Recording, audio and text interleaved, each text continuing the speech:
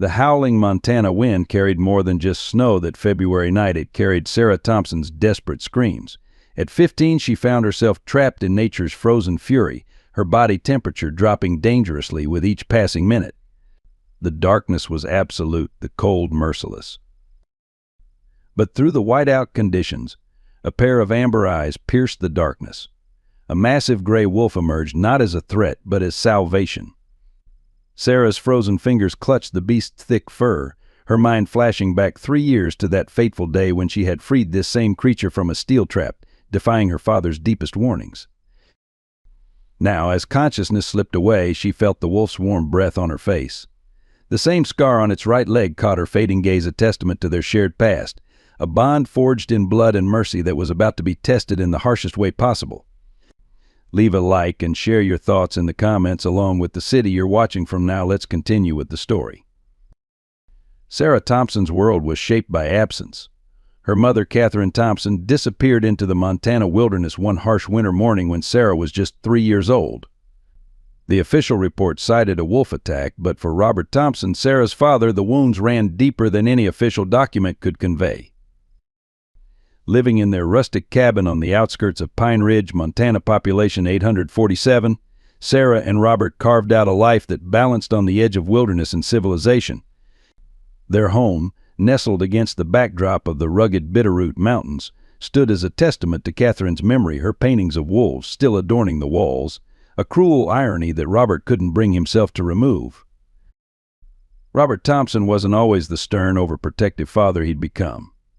Once a passionate wildlife photographer turned forest ranger, he now patrolled the same forest that claimed his wife, with a different mission: protecting humans from the wilderness, rather than the other way around. His transformation from conservationist to hardened protector mirrored the town's own evolution in its relationship with the surrounding wildlife. Sarah inherited her mother's spirit, gentle, curious, and irresistibly drawn to the wild. Despite her father's warnings, she spent hours watching the forest from her bedroom window, sketching the wildlife that dared venture close to their property. Her school teachers noted her exceptional talent for art and her unusual maturity for a 12-year-old, though few understood the depth of loss that had shaped her character. In Pine Ridge, the debate over wolf conservation had grown increasingly heated. Ranchers reported rising livestock losses, while remaining environmentalists argued for preservation. Robert Thompson, once a voice for conservation, now sat silently at town meetings, his changed perspective evident in his hardened expression and the rifle he never left home without. Sarah existed between these worlds: her father's fear, her mother's legacy, and her own growing understanding of the complex relationship between humans and wildlife. She kept her mother's journal hidden under her bed, its pages filled with observations about wolf behavior that contradicted everything her father now believed. This was Sarah Thompson's reality when fate drew her into an encounter that would challenge everything her small community believed about the divide between humans and the wilderness they feared. February 15th marked 9 years since Catherine Thompson's death. The morning dawned bitter cold, with frost etching delicate patterns on Sarah's bedroom window. She watched her father leave early for his patrol, his shoulders heavy with the weight of memories. At 12, Sarah understood the significance of dates, of anniversaries that carved deeper grooves into grief with each passing year. The afternoon found her walking along the forest's edge, following the path she'd created over years of careful exploration. Her mother's worn leather journal was tucked safely in her coat pocket, its pages filled with sketches of the very creatures her father now hunted. The winter sun hung low in the sky, casting long shadows across the snow when she heard it, a sound that would alter the course of her life. The first yelp was faint, almost lost in the whisper of wind through bare branches. The second cry pierced the air with unmistakable agony. Sarah stood frozen, her breath visible in small clouds before her face. Her father's warnings echoed in her mind: never venture deep into the forest alone, never investigate unknown sounds, never trust her instincts over his experience. But there was something in that cry that called to her, something that reminded her of the notes in her mother's journal about wolves' capacity for emotion, for pain, for connection. With trembling fingers, she pulled out her mother's journal, touching the last entry before that fatal day: "They are not what we fear, but what we fail to understand." The third cry was weaker, and Sarah made her decision. Following the sound, she pushed deeper into the forest than she'd ever dared go alone. The snow was deep here, unbroken by human tracks. Each step brought her closer to the source, her heart pounding against her ribs with a mixture of fear and determination.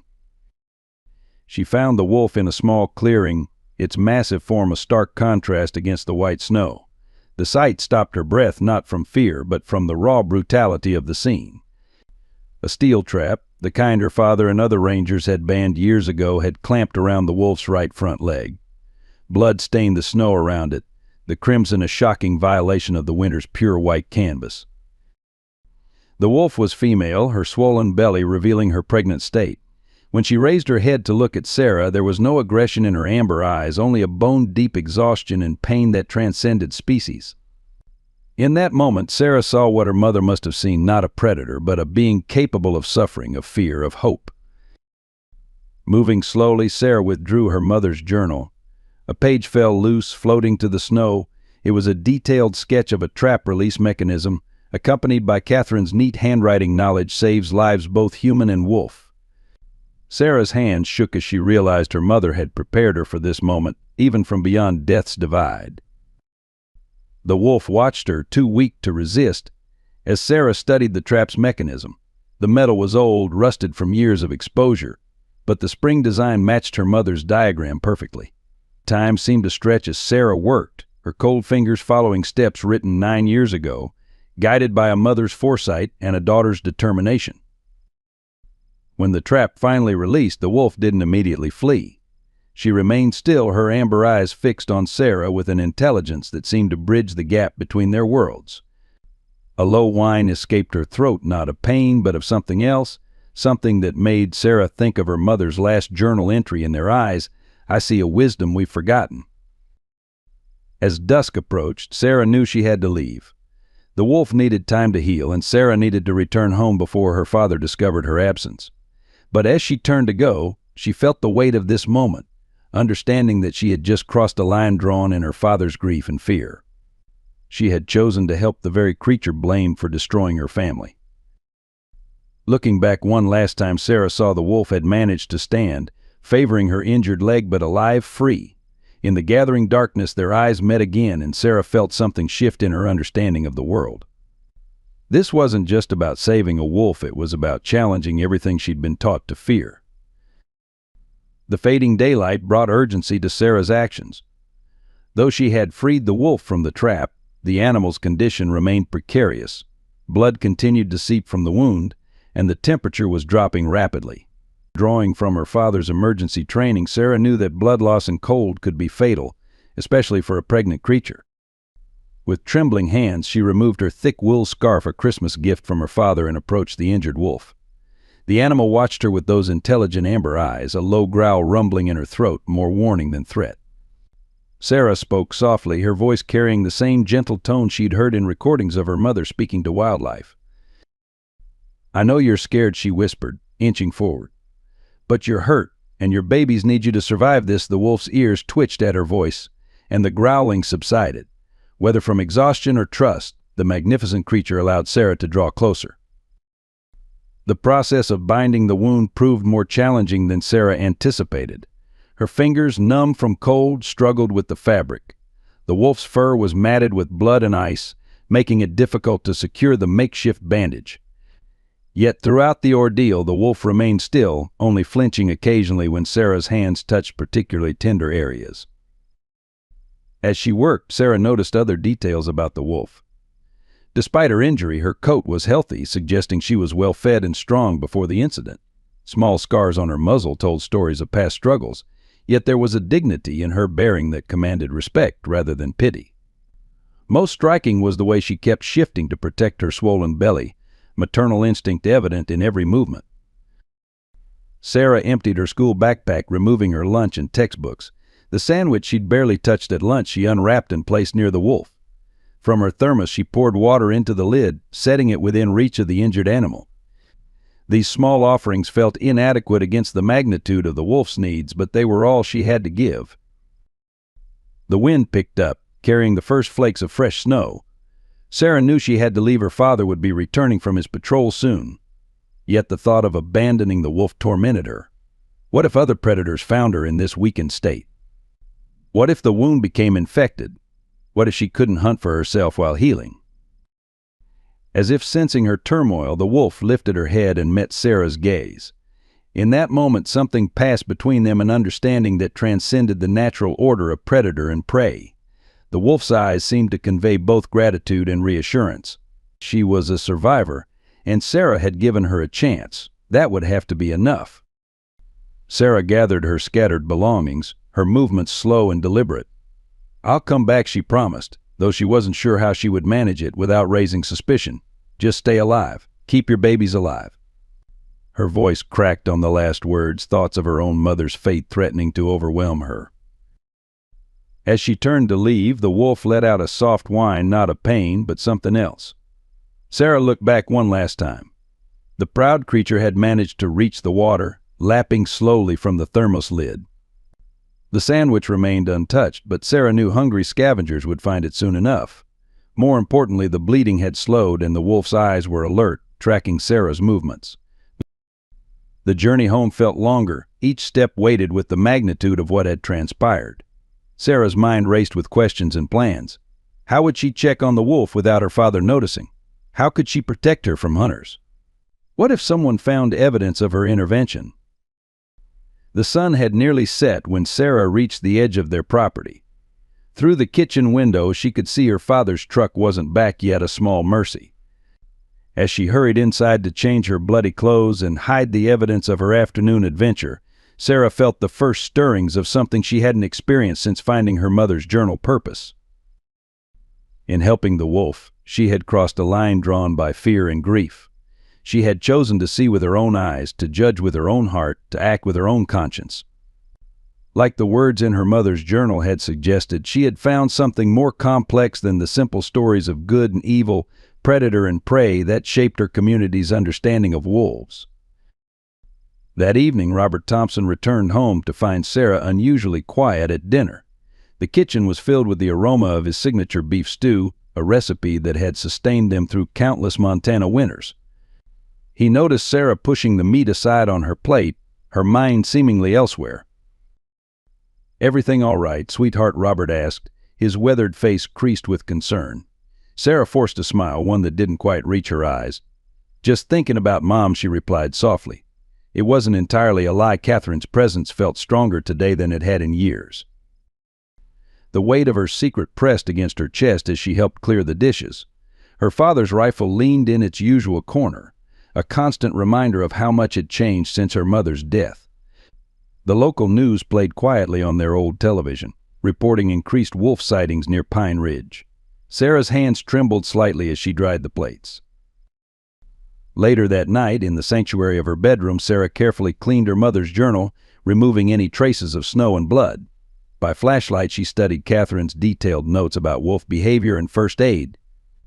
The margins were filled with observations that now seemed prophetic. They remember kindness.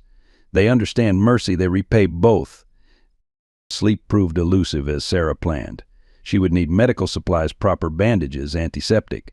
The general store would ask questions if she bought them herself. Her mind wandered to old Joe, the retired veterinarian who had always shown kindness to her, sharing stories about her mother's wildlife photography. The next morning brought fresh challenges. At breakfast, her father announced increased patrols due to the wolf sightings. "They're getting bold," he warned, checking his ammunition. "Promise me you'll stay close to the house, Sarah." She nodded, the promise feeling like ashes in her mouth. After school, Sarah made her way to old Joe's small clinic on the outskirts of town. The bell above the door chimed as she entered, carrying the homework excuse she'd rehearsed. But one look at Joe's kind eyes, so much like her mother's, and the truth spilled out, not all of it, but enough.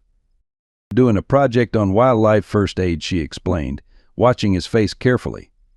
"Mom's journals got me interested." Joe's expression softened at the mention of Catherine. Without asking further questions, he packed a small kit with supplies, adding extra bandages for practice. The real challenge came in returning to the wolf. Sarah created a careful routine, using her daily walks to gradually extend her territory without raising suspicion. She mapped safe paths through the forest, noting landmarks and timing her visits between her father's patrols.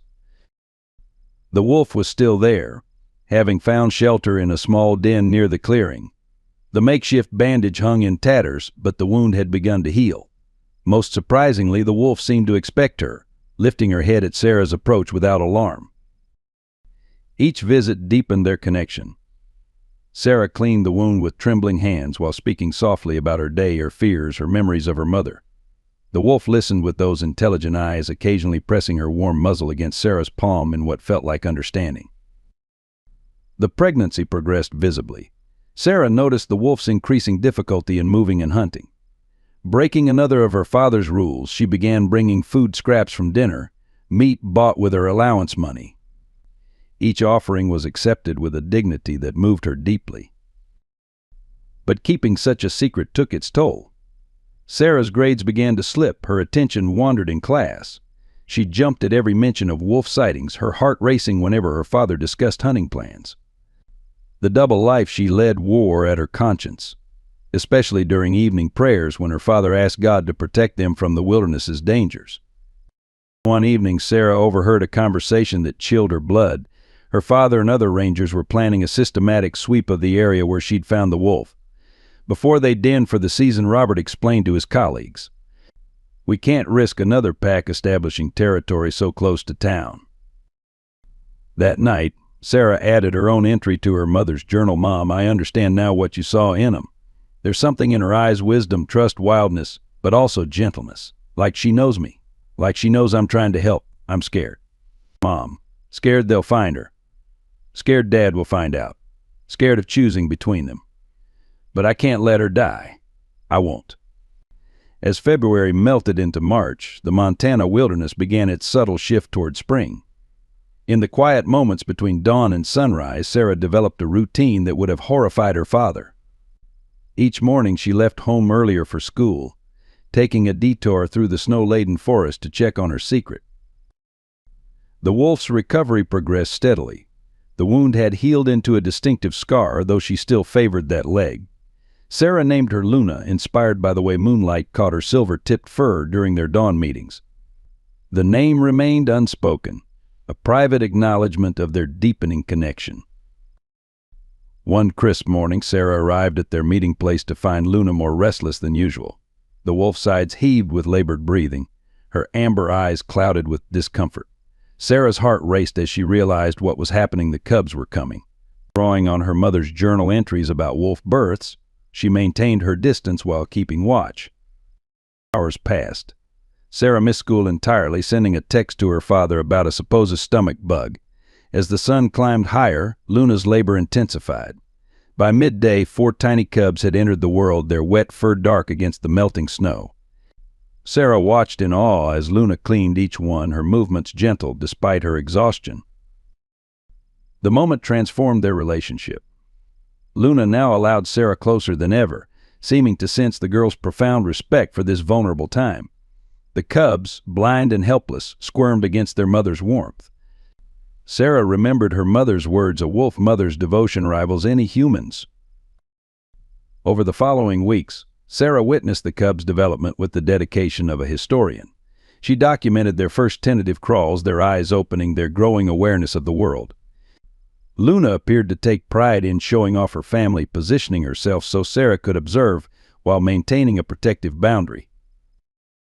But this deepening bond came with mounting complications. Sarah's absences became harder to explain.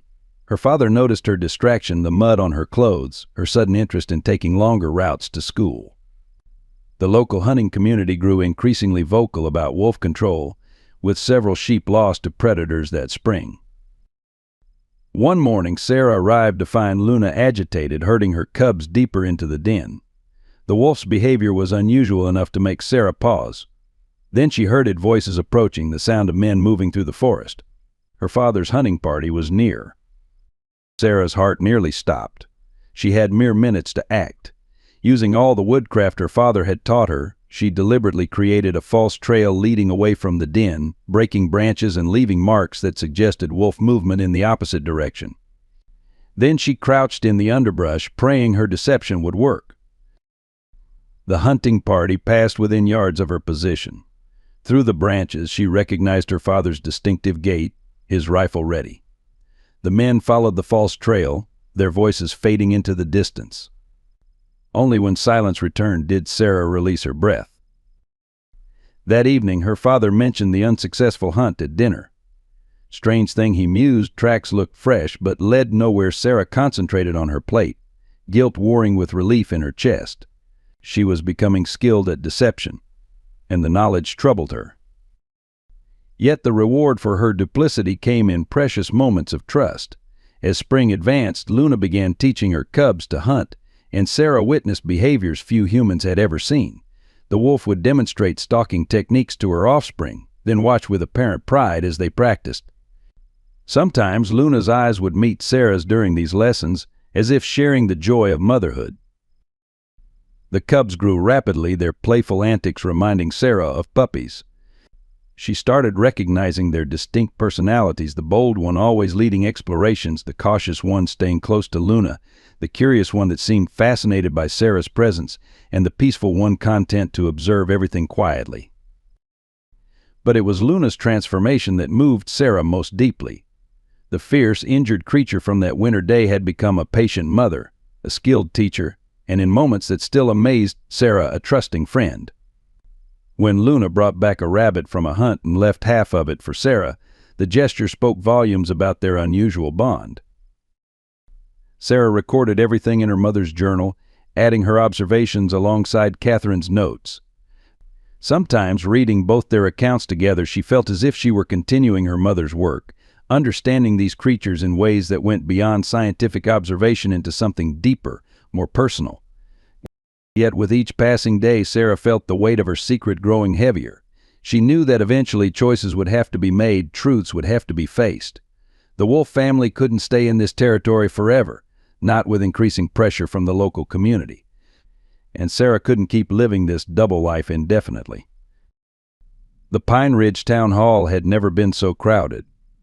On a warm April evening, ranchers, hunters, conservationists, and concerned citizens packed the historic building for an emergency meeting. Sarah sat in the back row beside her father, her heart pounding as she listened to the heated discussions about the wolf problem. Frank Miller, a third-generation rancher, stood at the podium, his weathered face red with anger. 3 of my best sheep this week alone, he announced, slapping photographs onto the table. This ain't about conservation anymore. It's about our livelihoods. Murmurs of agreement rippled through the crowd. Robert Thompson, as head ranger, was called to speak next. Sarah watched her father approach the podium, his ranger uniform crisp despite the long day in the field. We've confirmed at least 1 breeding pair in the area, he reported, his voice carrying the authority of experience. The situation requires immediate action before we have a full pack established. Sarah's fingers curled around her mother's journal, hidden in her jacket pocket. She knew Luna's cubs were growing stronger each day, their playful explorations taking them further from the den. The thought of them being hunted made her physically ill. Dr. Elizabeth Chin, a wildlife biologist from the State University, presented next. Wolves are crucial to our ecosystem, she explained, her calm voice a contrast to the emotional testimonies before her. They control deer populations, which in turn protects vegetation and prevents soil erosion, but her scientific arguments were met with skeptical faces and crossed arms. The meeting deteriorated into heated arguments. Old Joe, the veterinarian, tried to suggest compromise solutions, but his voice was drowned out by shouts about property rights and public safety. Sarah noticed how the conversation mirrored her internal struggle, the battle between protection and preservation, fear and understanding. After the meeting, Sarah overheard conversations that chilled her to the bone. The ranchers were organizing their own hunting parties, separate from the official ranger patrols. They spoke of tracking devices, high-powered rifles, and steel traps, the same kind that had nearly killed Luna. That night, sleep eluded Sarah. Through her bedroom window, she could see the forest silhouetted against the star-filled sky. Somewhere out there, Luna was teaching her cubs the ways of survival, unaware that human decisions were being made that could seal their fate. The following days brought increasing tension to Pine Ridge. No wolves, no problem signs appeared in shop windows. The local newspaper ran daily updates on livestock losses. Sarah's teachers incorporated the wolf debate into class discussions, forcing her to bite her tongue as classmates repeated their parents' prejudices. During one particularly heated debate in social studies, Sarah finally spoke up. "Maybe we don't know everything about wolves," she suggested quietly. "Maybe they're more like us than we think." The class fell silent, and Sarah felt her face flush as all eyes turned to her. Her teacher, Mrs. Peterson, looked at her with a mixture of surprise and concern. "Sarah," Mrs. Peterson said gently, "I know your mother held similar views, but we have to consider the community's safety first." The mention of her mother sent whispers through the classroom. Sarah slumped in her seat, realizing how alone she was in her understanding. The situation worsened when the Miller's prize bull was found dead. Though there was no clear evidence of wolf involvement, the incident galvanized the anti-wolf faction. Sarah's father spent long hours coordinating with state wildlife officials, developing more aggressive control measures. At dinner that evening, Robert tried to explain his position. "Sometimes we have to make hard choices to protect people," he said, studying his daughter's troubled face. "Your mother, she couldn't see that. She always believed the best of them right until—" He trailed off, the old pain evident in his voice. Sarah pushed her food around her plate. "But what if Mom was right?" she asked, her voice barely a whisper. "What if we're wrong about them?" Robert's face hardened, and Sarah knew she had crossed an unspoken boundary. The rest of the meal passed in silence. That night, Sarah made a decision. She couldn't save all wolves, but she could try to save Luna and her family. Using her mother's journal and her own observations, she began mapping safer territories, areas beyond the reach of ranchers and hunters. She would find a way to guide Luna's pack to safety, even if it meant saying goodbye. The moment of revelation came on an ordinary Thursday evening. Robert Thompson was cleaning his rifle at the kitchen table when he noticed Sarah's muddy boots by the door. Something about their placement triggered his ranger's instinct for detail. They were pointed toward the forest, not the path to school. Moving with the quiet precision that made him an excellent tracker, Robert climbed the stairs to Sarah's room. She was at her friend Emma's house for a study session, giving him an opportunity he'd been avoiding. His conscience battled with his concern as he began his search. Under Sarah's bed, he found Catherine's old journal.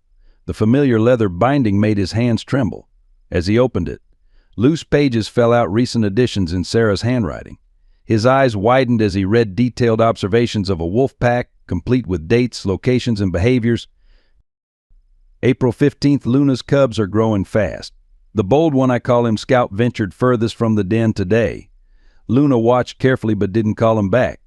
She trusts me enough now to let me see these precious moments. Robert sank onto Sarah's bed, his world tilting on its axis. The entries continued, documenting weeks of secret visits, a hidden relationship with the very creatures that had taken his wife. His hands shook as he read Sarah's description of treating an injured wolf, a female caught in a trap. The implications struck him like physical blows. His daughter had been alone with wolves. She had touched them, fed them, protected them. Each entry revealed a deeper betrayal of everything he'd taught her about safety, about the dangers of the wilderness. But they also revealed something else, an understanding of wolves that echoed Catherine's perspectives with haunting precision. Further searching revealed a hidden cache of medical supplies, maps marked with safe routes, and detailed drawings of wolf behavior. Sarah had created her own research station right under his nose, carrying on her mother's work while deliberately deceiving him. Robert's discovery continued into the evening. He found Sarah's school notebook, filled not with classroom notes but with plans to help the wolf pack relocate to safer territory. She had even documented the hunting party's patterns, using his own teachings about tracking to protect the wolves from discovery. As darkness fell, Robert heard Sarah's return. He remained in her room, Catherine's journal open in his lap, Sarah's recent entries laying bare the depth of her secret life. The floorboards creaked as she climbed the stairs, humming softly a tune Catherine used to sing. The door opened. Sarah froze in the doorway, her face draining of color as she saw her father among her exposed secrets. For a long moment, neither spoke. The only sound was the distant howl of a wolf, perhaps Luna, calling her cubs home for the night. "How long?" Robert finally asked, his voice hoarse. "How long have you been putting yourself in danger?" Sarah straightened her shoulders, a gesture so reminiscent of Catherine that it made Robert's chest ache. "I've never been in danger, Dad," she replied quietly. "That's what I've been trying to tell you. What Mom tried to tell you." "Your mother died because she trusted them too much," Robert said, the old anger rising. And he gestured at the evidence spread across the bed. Mom died in an accident, Sarah countered, her voice gaining strength. One incident doesn't define an entire species. Luna's different. She's a mother, just like Mom was. She protects her babies just like you protect me. Robert stood, gripping the journal tightly. You named it? Sarah, these are wild animals. They're not pets, they're not friends, they're exactly what Mom said they were, Sarah interrupted, tears streaming now. Intelligent, loyal, capable of trust and friendship. Luna proved it. She could have killed me the day I found her in that trap. Instead, she let me help her. She remembers kindness, Dad, just like Mom wrote. The mention of the trap sparked Robert's ranger instincts. Where exactly did you find this wolf, he demanded, already dreading the answer. Sarah met his gaze steadily. In the same area where Mom was found, in a trap that shouldn't have been there. In a trap that might have been meant for the wolf that you blame for Mom's death. The days following Robert's discovery unfolded in a symphony of tension. Sarah found herself under virtual house arrest, her father driving her to and from school, her outdoor privileges revoked. The forest, once her sanctuary, became a forbidden realm visible only through her bedroom window. Robert Thompson's demeanor shifted from anger to a cold, calculated determination. He spent hours on the phone, coordinating with other rangers and local authorities. Maps appeared on their kitchen table, marking wolf territories and sighting locations. Sarah recognized the area around Luna's den prominently circled in red. The pack has to be relocated, Robert announced over breakfast one morning. His voice carried the official tone he used for ranger business. State Wildlife Services are sending a team. We'll use tranquilizers, move them far north into protected territory. Sarah pushed away her untouched oatmeal. They won't survive a forced relocation, she argued, her voice trembling with suppressed emotion. Luna's cubs are too young. They need to learn this territory's hunting grounds, the safe paths, Enough. Robert's fist hit the table, rattling the dishes. This isn't up for discussion. You've put yourself in danger for months. You've lied to me, broken every safety rule I established. Your mother. Mom would understand. Sarah's outburst echoed in the kitchen. She saw what I see. Luna isn't just a wolf, Dad. She's a mother protecting her family. Just like you're trying to protect me. Just like Mom tried to. Your mother is dead because she trusted these animals, Robert's voice cracked. I found her camera, her last photos. She got too close, Sarah. Too close to a den. Just like you've been doing. Sarah stood, her chair scraping against the floor. Have you ever looked at those photos, Dad? Really looked at them? Or were you too angry, too scared to see what Mom was trying to show us? The question hung in the air between them. Robert's face paled and Sarah knew she'd struck a nerve. Those final photos had remained locked in his desk drawer for 9 years, untouched, unseen. That afternoon, Sarah heard the helicopters. From her window, she watched Wildlife Service vehicles gathering at the ranger station. Her father's truck was among them, his uniform visible as he directed operations. The systematic search for Luna's pack had begun. In her forced confinement, Sarah turned to her mother's journal and the final photos she'd managed to hide from her father. The images revealed something she'd suspected but needed to confirm. The distinctive scar on Luna's leg matched a wolf in her mother's photographs. Luna wasn't just any wolf, she was the cub of the wolf her father blamed for Catherine's death.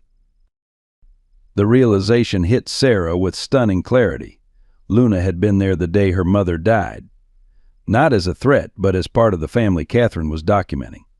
The truth of what happened that day might be locked in those photos in her father's desk, in the story told through her mother's lens.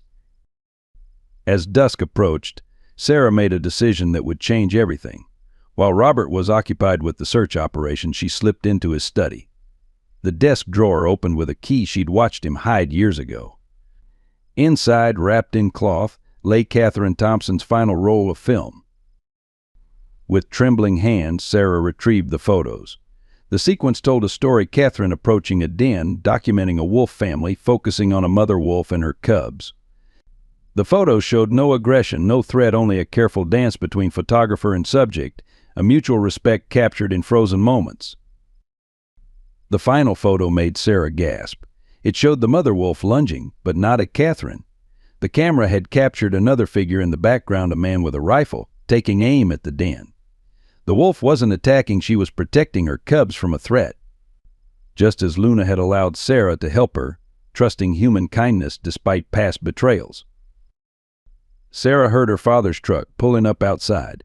She quickly replaced everything except one photo, the crucial final image that might change everything. Her heart pounded as she heard his boots on the porch steps. The time had come to confront not just her father's grief, but the truth about her mother's last moments. Through her window, a wolf's howl echoed across the valley. Luna was calling her cubs home, just as Sarah's revelation would soon call her father back to the truth he'd been running from for 9 years. Robert Thompson stared at the photograph in his trembling hands.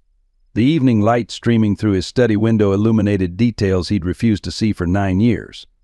In the image, Catherine's final shot captured a truth that shattered his carefully constructed narrative.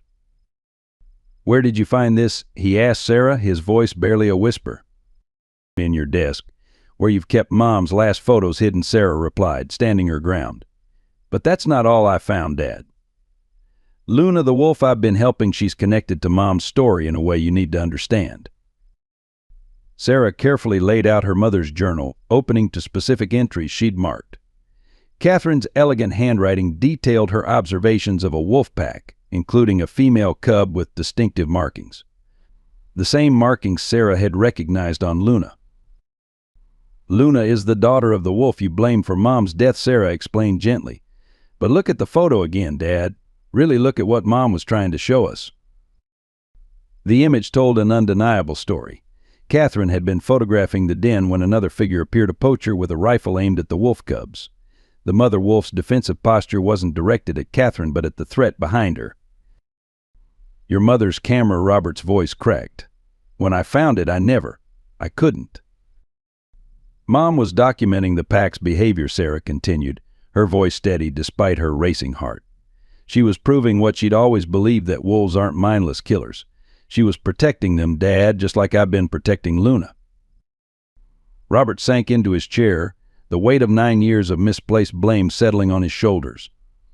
Sarah pulled out more evidence, her own detailed notes about Luna's behavior with her cubs, photographs she'd carefully taken showing the wolf's gentle nature, and finally the piece of her mother's scarf she'd found near Luna's den. "The day Mom died, she was trying to save that wolf family from poachers," Sarah explained. "Luna grew up without her mother, just like I did. But she didn't let that loss make her fear humans. She trusted me when I helped her, just like her mother trusted Mom." Outside, a wolf's howl echoed through the valley, Luna calling her cubs home as darkness approached. The sound, which had once filled Robert with anger, now carried a different meaning. It was the sound of family, of protection, of the very things he'd dedicated his life to preserving. The relocation team, Robert suddenly remembered, rising from his chair. "They're setting up tracking perimeters right now. If what you're saying is true, if these wolves are the same family, then we're about to repeat the same tragedy," Sarah finished. "Dad, Luna's cubs are the age she was when she lost her mother. We can stop history from repeating itself, but we have to act now." Robert studied the photographs again, Catherine's last image and Sarah's recent ones. The similarities were striking: the same protective stance in the mother wolves, the same curious trust in their eyes, the same family bonds that transcended species. "Your mother tried to tell me," he admitted, his voice heavy with regret. "All those times she said wolves were more than what we feared. All her research, her observations. I was too angry to listen, too scared to understand." Sarah placed her hand over her father's. "Mom knew the truth. She died protecting it. Luna is living proof that she was right. Wolves remember kindness, Dad. They understand family, just like we do." Robert stood, ranger training taking over as he formulated a plan. "The relocation team is waiting for my signal to begin operations. We have maybe an hour before they move in with or without my approval. Then we need to show them what Mom was trying to show everyone," Sarah said, gathering the photographs and journals. "Luna's pack isn't a threat to Pine Ridge. They're part of Mom's legacy, part of our family's story." As they prepared to leave, Robert paused at his desk. From the bottom drawer, he pulled out Catherine's old camera, unopened, untouched since the day he'd found it. "Your mother always said a picture tells the truth better than words," he said, handing it to Sarah. "Maybe it's time we share her truth with everyone." The sun was setting over Pine Ridge as father and daughter headed toward the ranger station. carrying 9 years of hidden truth and the hope of redemption. Luna's howl followed them, a reminder that some bonds, whether between wolves or humans, transcend time, tragedy, and misunderstanding. The ranger station hummed with activity as the relocation team made final preparations. Maps covered the briefing room walls, marking wolf territories and planned capture points. Weather reports indicated an approaching storm system, adding urgency to their timeline. Robert Thompson entered with Sarah, carrying Catherine's research materials. The room fell silent as the head ranger, known for his hardline stance against wolves, strode to the front with his daughter. His next words stunned the assembled team. "We need to halt the relocation operation," Robert announced, his voice carrying the authority earned through decades of service. "New evidence has come to light regarding this particular pack." Dr. Marcus Reed, the lead wildlife biologist from the State Department, stepped forward.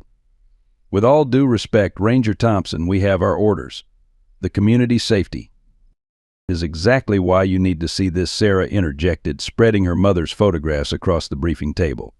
The images chronicled 9 years of wolf history in Pine Ridge, telling a story few had been willing to hear. Through the station windows, dark clouds gathered over the mountains. The approaching storm matched the tension building in the room as Sarah and Robert presented their case. Catherine's research, combined with Sarah's recent documentation, revealed a complex history of human-wolf interaction that challenged every assumption. Frank Miller burst into the station, rain dripping from his cowboy hat. "My boys spotted the pack near the eastern ridge," he reported, then stopped short at the scene before him. "What's going on here?" "The truth about our wolves," Frank Robert replied, gesturing to the evidence. "The truth Catherine tried to show us 9 years ago. The truth we've been too angry and afraid to see." The rancher approached the table cautiously, his weathered face reflecting the struggle between long-held beliefs and new revelations. The photographs showed wolves not as mindless predators, but as intelligent beings capable of remembering both kindness and cruelty. Dr. Reed studied Catherine's journal entries with growing interest. This documentation, it's unprecedented. The multi-generational tracking, the behavioral patterns. This pack has maintained a stable territory without significant livestock predation for nearly a decade. Thunder rolled across the valley as debate filled the station. Sarah watched the rain begin, knowing Luna would be sheltering her cubs from the storm. The same instinct that drove the wolf to protect her family now pushed Sarah to protect their future. "Time isn't on our side," Robert reminded the group. "That storm's bringing more than rain. If we don't make a decision now, we risk losing both the pack and our chance to prove Catherine's work right." Old Joe, who had slipped quietly into the station, spoke up from his corner. "I treated Catherine's injuries that day," he revealed, his voice heavy with long-held secrets. "She wasn't killed by wolves. She was shot, trying to stop poachers from reaching the den." The revelation hit the room like a physical blow. Robert gripped the edge of the table, his knuckles white. The truth he'd run from for 9 years finally caught up to him in the old veterinarian's words. Sarah placed her hand over her father's. "Mom died protecting what she believed in, the idea that understanding is better than fear, that coexistence is possible. Luna's pack is living proof of that." Through the storm's growing fury, a wolf's howl penetrated the station walls. It wasn't a sound of aggression, but a call to family, to home, to safety. The same call that had guided Sarah to Luna months ago now seemed to guide the humans toward understanding. Dr. Reed made a decision. "I'm suspending the relocation order," he announced, already reaching for his phone. "This situation requires a complete reevaluation." Frank Miller studied the photographs one last time, his expression softening as he recognized the same protective instinct in the wolf mother that he saw in his own cattle protecting their calves. "Maybe," he said slowly, "we've been fighting the wrong battle all these years." The storm intensified outside, but inside the station a different kind of change was brewing. As rain lashed the windows, Sarah knew this was just the beginning. They had won a reprieve for Luna's pack, but the real work of changing hearts and minds was just beginning. Robert Thompson looked at his daughter, seeing Catherine's spirit shining in her eyes. "Your mother would be proud," he said softly, "of both of us for finally learning to see what she always saw." The Montana spring storm arrived with unprecedented fury. What began as steady rain transformed into a devastating system that brought freezing temperatures and blinding snow, a deadly combination that caught everyone off guard. The unexpected blizzard created whiteout conditions across Pine Ridge Valley. Sarah stood at her bedroom window watching the temperature plummet on the outdoor thermometer. Her thoughts turned to Luna's cubs, still too young to withstand such extreme conditions. The den's location, while perfect for avoiding human detection, left them exposed to the storm's brutal northerly winds. The house phone rang, startling her from her worried contemplation. It was her father calling from the ranger station. "Sarah, stay inside." Robert's voice crackled through static. "We're getting reports of downed power lines and zero visibility on the roads. This storm's worse than anything we've seen in years." But Sarah had already made her decision. While her father spoke, she was pulling on her winter gear, the heavy boots, insulated coveralls, and the emergency pack she'd prepared months ago. She knew the forest paths by heart, could navigate them even in darkness. Luna's family needed her. "I'll be careful, Dad," she promised, knowing she would soon break that promise. "I'm just worried about the livestock." The lie tasted bitter, but she reasoned it was her last one. After tonight, everything would change. The moment she stepped outside, the storm's intensity struck her full force.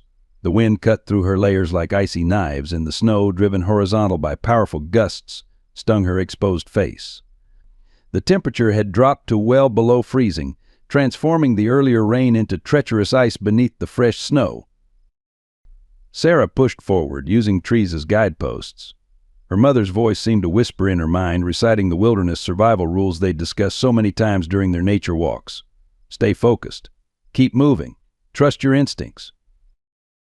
The journey that normally took 20 minutes stretched into an hour of grueling effort.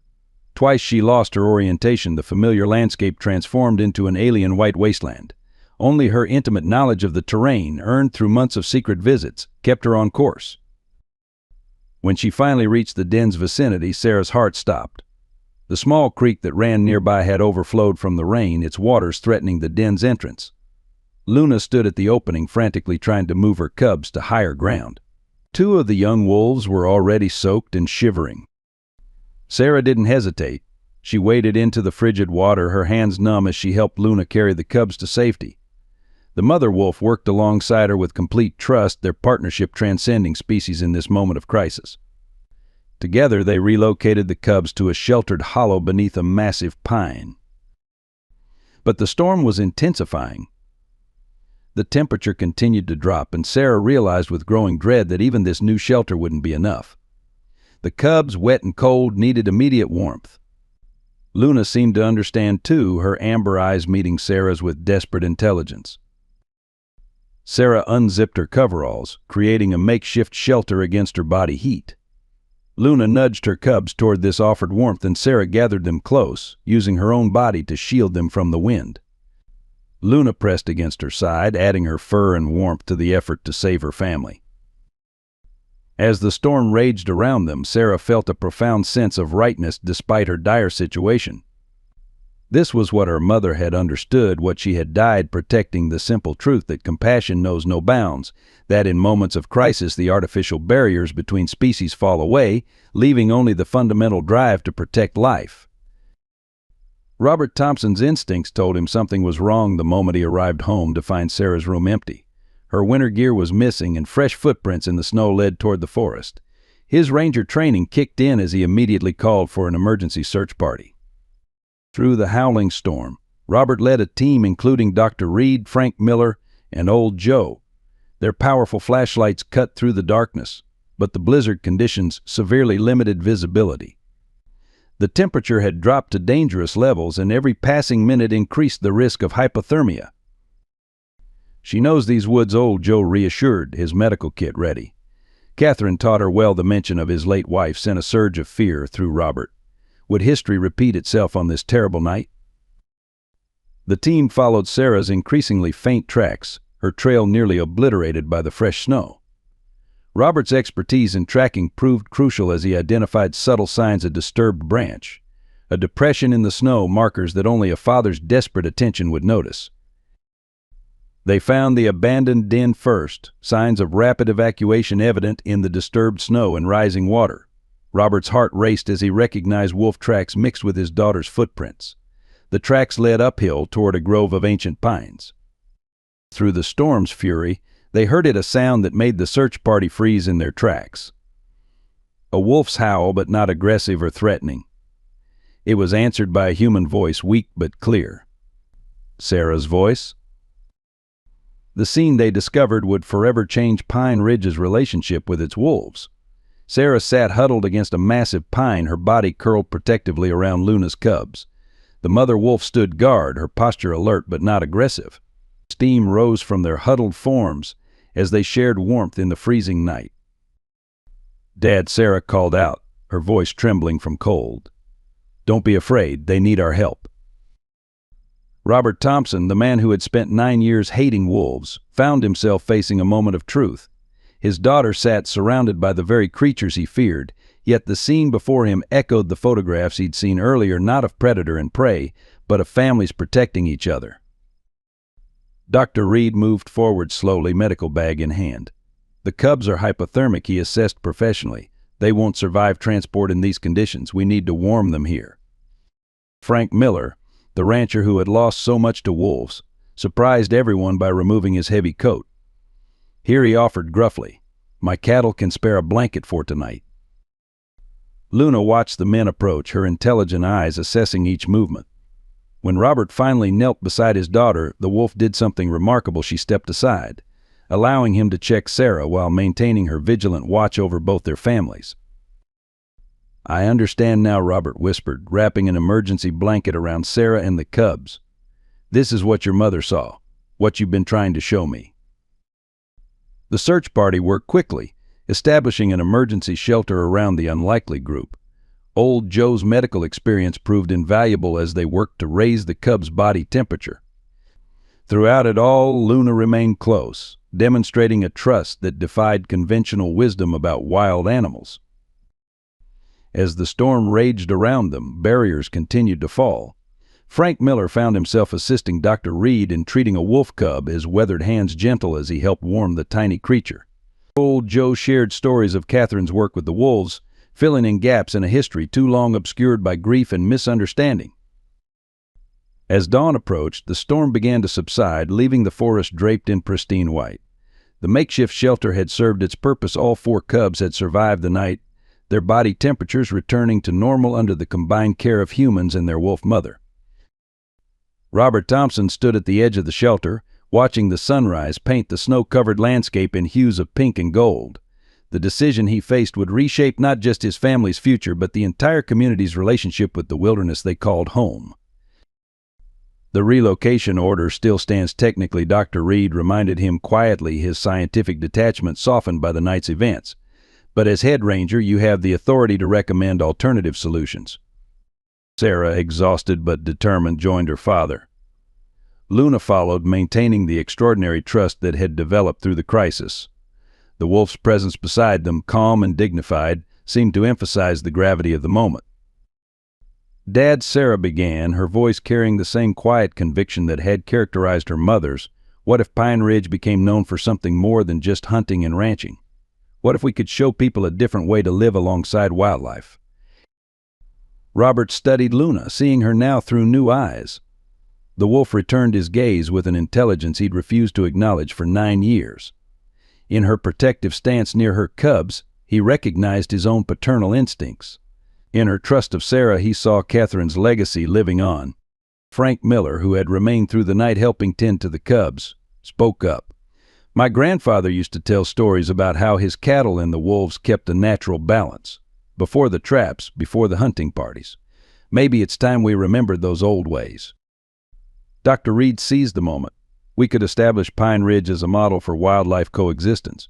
Your wife's research, combined with Sarah's observations, provides a foundation for a new approach to wolf conservation." The mention of Catherine's research stirred something in Robert. He reached into his jacket and withdrew her final photograph, the one that had revealed the truth about her death. Looking at it now, he saw not tragedy but opportunity. His wife had died protecting these creatures, believing in the possibility of coexistence. "The choice isn't between humans or wolves," Robert said finally, his decision crystallizing. "It's about whether we're brave enough to try something different." Catherine was. Sarah, as he turned to his daughter, seeing his wife's courage reflected in her eyes. And maybe it's time I was too. His next words would change everything. The relocation order is permanently suspended. Instead, we're going to protect this pack and study them. We'll learn from them, just like Catherine wanted. Pine Ridge will become a sanctuary, not a battleground. The sun had fully risen now, illuminating a new chapter in Pine Ridge's history. As if understanding the significance of the moment, Luna led her cubs out into the fresh snow, turning once to look back at the humans who had chosen to become protectors rather than adversaries. Spring brought new life to Pine Ridge Valley, but also new challenges. The transition to a wolf sanctuary wasn't without its opponents. While most residents had accepted the change, some refused to abandon old prejudices and fears. One crisp April morning, Sarah and Robert were documenting Luna's pack for their new conservation program. The cubs had grown significantly, learning to hunt under their mother's patient guidance. Through careful observation, they'd established the pack's hunting patterns, proving they primarily targeted natural prey rather than livestock. The serenity of their research was shattered by the sharp crack of a rifle. Sarah's heart stopped as she recognized the sound source. Poachers had breached the sanctuary's boundaries. Luna immediately gathered her cubs, herding them toward safety, but one cub lagged behind, still inexperienced in emergency responses. Sarah instinctively moved to help, but Robert held her back. "Wait," he commanded, his ranger training taking over. He reached for his radio to call for backup, but before he could complete the call, a massive grizzly bear, likely drawn by the commotion, emerged from the tree line. The situation escalated in seconds. The bear, startled by the gunshot and human presence, charged toward the nearest movement, the struggling cub. Luna's reaction was immediate and absolute. She launched herself between the bear and her offspring, giving her cub time to escape. The ensuing confrontation was brief but violent. Luna, despite being outweighed and outmatched, fought with the desperate courage of a mother protecting her family. Her sacrifice bought precious seconds for her cub to reach safety, but the cost was devastating. Robert's shot drove the bear away, but Luna lay badly wounded in the clearing. Sarah ran to her, tears streaming down her face. The wolf's breathing was labored, her once proud form broken by the bear's powerful attacks. "Dad, we have to save her," Sarah pleaded, her hands pressing against Luna's wounds. Robert was already calling in the sanctuary's veterinary team, but one look at old Joe's face when he arrived told them everything. Luna's injuries were too severe. As the sun began to set, Luna's pack gathered at a safe distance, their mournful howls echoing across the valley. The cubs she had protected so fiercely watched from the forest's edge, now under the guidance of the pack's other adults. Sarah stayed with Luna until the end, stroking her fur and whispering words of gratitude. The wolf's final moments were peaceful, her amber eyes fixed on her cub's safety before closing for the last time. She had died as she had lived, protecting her family, demonstrating the profound bonds of love and sacrifice that transcend species. The news of Luna's sacrifice spread through Pine Ridge Valley with remarkable speed. The story resonated deeply within the community, transforming long-held perceptions about wolves and their capacity for devotion and sacrifice. In the days following Luna's death, Robert Thompson led an intensive investigation into the poaching incident. The sanctuary's security protocols were strengthened, and community patrols were established. Local ranchers, including Frank Miller, volunteered their time and resources to protect the territory they had once sought to clear of wolves. Sarah channeled her grief into action. Working with Dr. Reed, she compiled her observations of Luna's behavior into a comprehensive study. Her detailed documentation of the wolf's maternal instincts, intelligence, and ultimate sacrifice provided compelling evidence for wolf conservation efforts beyond Pine Ridge.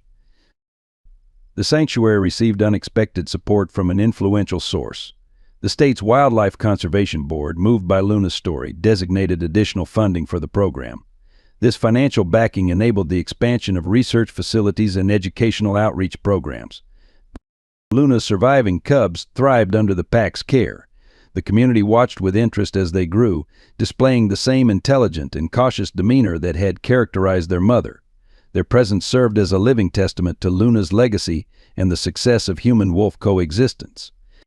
Old Joe established a veterinary program specifically focused on wolf care, training a new generation of wildlife specialists. Luna taught us more in death than we learned in decades of conflict, he often remarked during his lectures to visiting students. Robert Thompson underwent perhaps the most profound transformation. The man who had once led wolf hunting parties now spoke at conservation conferences, sharing the story of how his daughter's courage in a wolf sacrifice had opened his eyes to a deeper truth about nature and redemption. The location where Luna made her final stand was commemorated with a simple marker. The inscription read here, "A wolf taught us the meaning of sacrifice."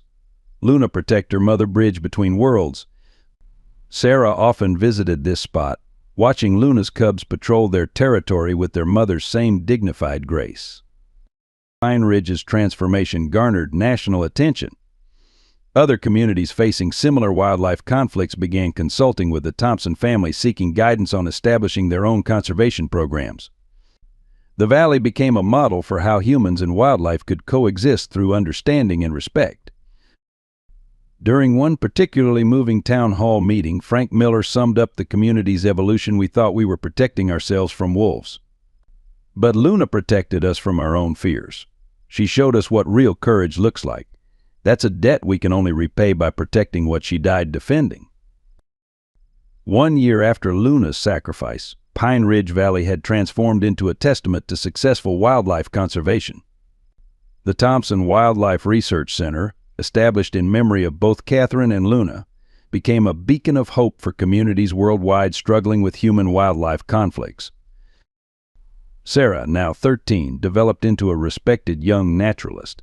Her detailed journals, combined with her mother's research, formed the foundation of a groundbreaking study on wolf social behavior. Universities and conservation organizations frequently requested her observations, recognizing the unique perspective of someone who had earned the trust of a wild wolf pack.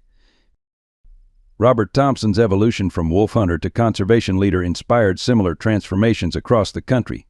His presentations, which combined Catherine's scientific insights with Luna's story, helped other communities understand that coexistence was not only possible but beneficial. The sanctuary's success manifested in tangible ways. Local livestock predation dropped significantly as the protected wolf packs maintained natural prey populations. Tourism increased as people came to witness the remarkable relationship between the community and its wolves. Pine Ridge's economy diversified, with new opportunities emerging in ecotourism and wildlife research. Luna's cubs matured into strong, confident adults. They formed the core of a healthy wolf population that demonstrated remarkable tolerance for human presence while maintaining their wild nature.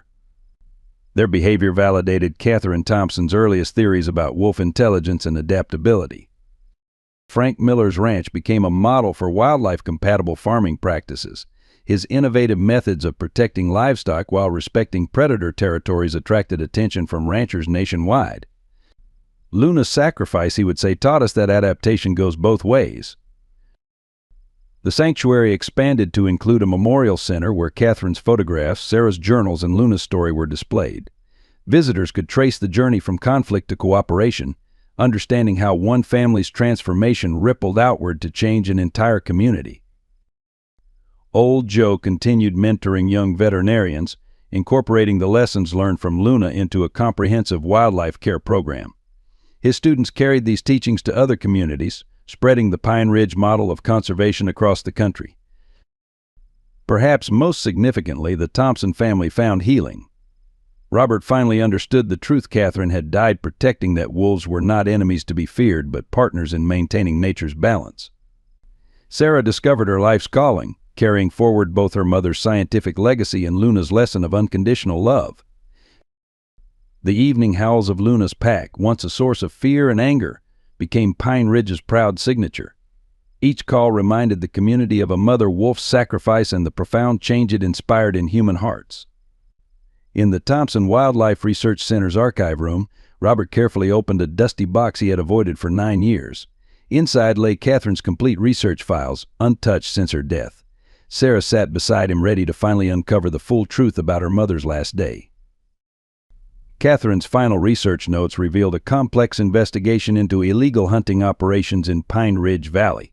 She had documented systematic poaching, particularly targeting wolf packs that maintained stable territories. Her photographs and journal entries painted a disturbing picture of organized wildlife trafficking. The most revealing discovery was Catherine's last audio recording, captured on her camera moments before her death. Robert played it with trembling hands. April 15th, final observation. The wolf pack has demonstrated remarkable territorial stability. However, I've discovered evidence of organized poaching. They're using illegal traps, targeting breeding pairs. I've gathered sufficient documentation for the federal authorities. These wolves aren't the threat, it's the human element that. Wait, someone's approaching the den. The recording ended abruptly. Robert's jaw tightened as he recognized the significance of the date, the same day Luna was born, the day Catherine died protecting her mother. Sarah found additional photographs that completed the narrative. They showed a sophisticated poaching operation, hidden traps, unauthorized hunting blinds, and evidence of trafficking in wolf parts.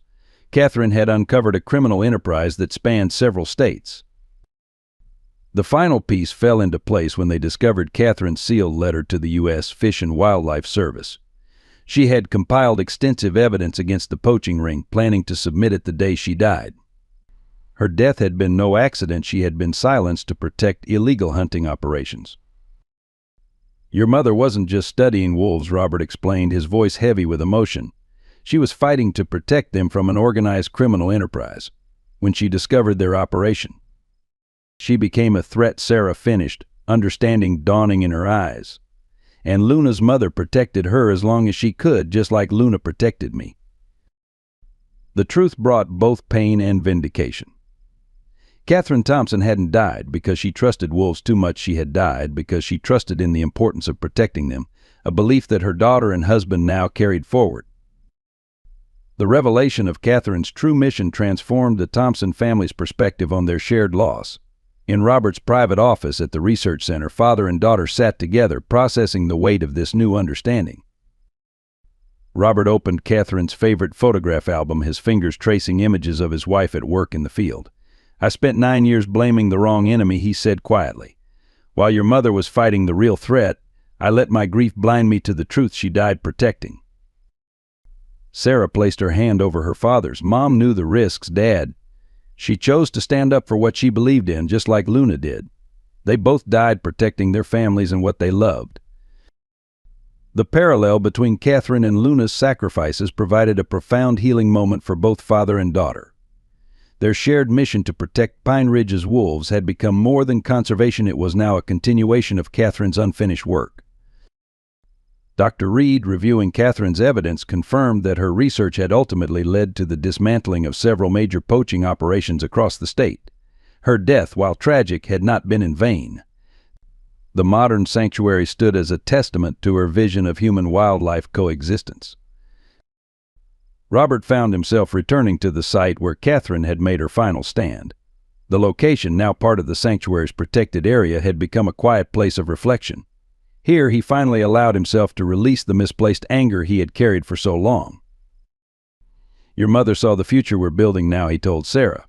She understood that protecting these wolves meant protecting something fundamental about our own humanity, understanding that it brings her back to us in a way. The healing process manifested through tangible changes in Pine Ridge Valley. The Thompson Wildlife Research Center established a memorial library dedicated to Catherine's work, where her research continued to educate and inspire future generations of conservationists. Robert Thompson, working with state authorities, implemented comprehensive anti-poaching measures across the sanctuary. His intimate knowledge of hunting practices, combined with Catherine's documented evidence, created an effective protection system for the valley's wildlife. Sarah found solace in continuing both her mother's research and Luna's legacy. She developed a youth education program that brought local students into controlled areas of the sanctuary, teaching them about wolf behavior and environmental stewardship. The program particularly emphasized Catherine's scientific methods and Luna's demonstration of wolf intelligence. The community's healing process extended beyond the Thompson family. Frank Miller led an initiative to help local ranchers adapt their practices to coexist with wolves. His success in implementing wildlife-compatible farming techniques provided a practical model for balancing human needs with conservation. Old Joe contributed to the healing by establishing a wildlife veterinary scholarship in Catherine's name. The program specifically focused on training veterinarians in wolf care and rehabilitation, ensuring that Catherine's commitment to wildlife protection would continue through future generations. During the sanctuary's first anniversary celebration, Robert addressed the gathered community with renewed purpose. Healing doesn't mean forgetting the past, he explained. It means understanding it correctly and using that understanding to build a better future. Catherine and Luna showed us the way. Now it's our responsibility to continue their work. Pine Ridge Valley's evolution into a model of human-wildlife coexistence attracted national attention. The transformation began influencing similar communities across the country, particularly those struggling with predator conservation challenges. The Thompson Wildlife Research Center developed a comprehensive guide for communities seeking to establish their own sanctuaries. This manual, incorporating Catherine's research methodologies and the practical lessons learned from Luna's story, provided a structured approach to wildlife conservation that balanced human interests with environmental protection. Delegations from other rural communities regularly visited Pine Ridge to study its successful integration of conservation with traditional ranching. The economic benefits became evident as the valley's diverse revenue streams, from ecotourism to research grants, demonstrated the financial viability of conservation-based development. Robert Thompson frequently traveled to other communities, sharing Pine Ridge's experience. His presentations, combining scientific data with personal testimony, helped bridge the gap between conservation advocates and skeptical local populations. The story of his transformation from wolf opponent to conservation leader resonated particularly well with ranching communities. Sarah's youth education program became a template for other regions. Her curriculum, emphasizing hands-on experience and scientific observation, was adopted by schools across several states. The program's success in fostering environmental awareness among young people earned recognition from national education organizations. The sanctuary's influence extended to policy levels, with state legislators studying Pine Ridge's regulations as a model for wildlife management legislation. The valley's successful balance of conservation, agriculture, and tourism demonstrated that environmental protection could coexist with economic development. The transformation of Pine Ridge Valley catalyzed profound personal growth among its key figures. Sarah Thompson, entering her teenage years, developed into an accomplished young naturalist whose work bridged scientific research and public education. Her unique experience with Luna provided her with insights that seasoned researchers found valuable. Robert Thompson's evolution proved equally remarkable. The former wolf hunter emerged as a respected conservation leader, combining his extensive outdoor experience with a newfound appreciation for wildlife protection. His ability to speak authentically about his changed perspective made him particularly effective in reaching skeptical audiences. The research center became a family legacy, with father and daughter working together to advance Catherine's vision. Their collaboration produced innovative approaches to wildlife study, incorporating both traditional tracking methods and modern conservation techniques. Their published findings in environmental journals brought academic recognition to Pine Ridge's conservation model. Dr. Reed noted a significant shift in his own professional approach. His experience with the Thompson family and Luna's pack led him to develop new methodologies for studying wolf behavior, emphasizing observation over intervention. His revised protocols for wildlife research gained acceptance throughout the scientific community. Frank Miller's transformation from vocal wolf opponent to conservation advocate demonstrated the power of personal experience in changing deeply held beliefs. His successful integration of ranching with wildlife protection inspired other agricultural leaders to reconsider their approach to predator management. Old Joe, in his role as lead veterinarian, developed new protocols for wildlife care that respected both animal welfare and natural behaviors. His methods, influenced by the lessons learned from Luna, became standard practice in wildlife rehabilitation centers across the country. 5 years after Luna's sacrifice, Pine Ridge Valley stood as a testament to the possibility of harmony between humans and wildlife. The Thompson Wildlife Research Center had become an internationally recognized institution, hosting researchers and conservationists from around the globe. Sarah, now 17, prepared to begin her university studies in wildlife biology, carrying forward both her mother's scientific legacy and Luna's lessons of trust and sacrifice. Her research on wolf social behavior had been published in prestigious environmental journals, marking her as a rising voice in conservation science. Robert Thompson's leadership transformed the sanctuary into a model of sustainable conservation. The protected area expanded to encompass vital wildlife corridors while maintaining productive relationships with local ranching operations. His success in balancing human needs with wildlife protection became a case study in environmental management programs. Luna's surviving cubs, now adult wolves, led their own packs within the sanctuary. Their offspring demonstrated the same remarkable capacity for coexistence with humans, validating Catherine Thompson's earliest theories about wolf intelligence and adaptability. The growing wolf population maintained natural balance with prey species, creating a healthier ecosystem throughout the valley. The research center's education programs reached thousands of students annually, fostering a new generation's understanding of wildlife conservation. Sarah's curriculum, combining scientific observation with emotional connection to nature, proved particularly effective in changing young people's perspectives on predator species. Pine Ridge's economic renaissance continued with sustainable tourism and research grants providing stable revenue streams. The community's success inspired similar initiatives across North America and Europe, creating a network of conservation-minded communities. Catherine Thompson's vision, realized through her daughter's courage and a wolf sacrifice, had sparked a movement that transcended Pine Ridge Valley. The principles of understanding, respect, and coexistence that she championed found expression in wildlife protection efforts worldwide. In the twilight of our lives, we often reflect on the prejudices that shaped our past and the wisdom that comes from challenging them. The story of Pine Ridge Valley reminds us that it's never too late to change our hearts and minds. Like Robert Thompson, many of us have carried burdens of misunderstanding and fear, allowing past tragedies to cloud our judgment of the present. The profound connection between Sarah Luna and the memory of Catherine Thompson speaks to the universal truth that love and understanding transcend generations and even species. It teaches us that the greatest legacy we can leave for our grandchildren isn't the preservation of our fears, but the courage to embrace change and understanding. As we stand at the crossroads of conservation and tradition, this story challenges us to examine our own prejudices and consider whether the things we've always feared might actually hold the keys to our community's future. Catherine's scientific dedication, Luna's maternal sacrifice, and Sarah's youthful wisdom demonstrate that age brings not just experience but the responsibility to remain open to new truths. Perhaps in protecting what we once feared, we find the healing we never knew we needed. This is the gift we can offer the next generation, the wisdom to preserve not just wildlife, but the capacity for wonder and change that keeps our hearts young. I hope you enjoyed today's story. Subscribe to the channel so you don't miss more stories like this. Leave a like and comment below what you thought of the story. See you in the next video.